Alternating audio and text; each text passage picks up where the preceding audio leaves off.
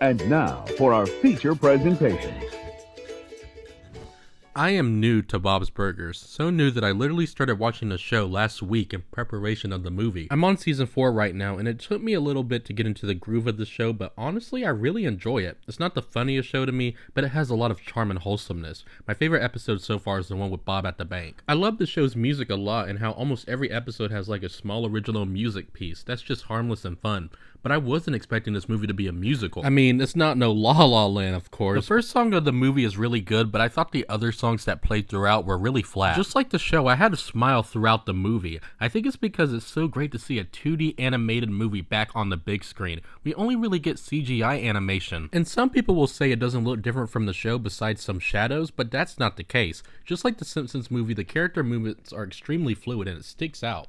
I love me some 2D animation, and it was so great seeing it on a big screen again. The humor is just like the show, and there are a few Easter eggs that fans will enjoy. I think fans of this show will love this movie, especially the big ones, but for a new fan like me, it was just fine. The structure of this movie feels kinda off. Bob and Linda had to sell burgers on the street to get money while the kids solve a murder mystery, and honestly I felt like the kids got a lot more to do that was interesting. The Bob and Linda stuff is fine and has some funny moments, but the kids' adventure felt more grand and cinematic, while Bob and Linda's adventure felt just like a regular episode of Bob's Burgers onto the big screen, and it didn't really mesh well together. Like the Simpsons movie, each character has their own little problem going on. In the Simpsons movie, characters like Lisa got the short end of the stick plot-wise, but that's a story for later this summer. Lisa's got a boyfriend that she'll never see again. All the Belchers are great in the show and in the movie, but if I had to pick a least favorite, I would have to go with Gene. Despite some funny moments, he's just kind of annoying to me. I know how we can get back in front of Pesto. Bob, it's not a race. That's right, it's not a race, Lynn. It's a war. It's a race war. He's kind of like Lisa in this movie. He gets sidelined. He has a plot about music that's only brought back up once, I think, in regular conversation,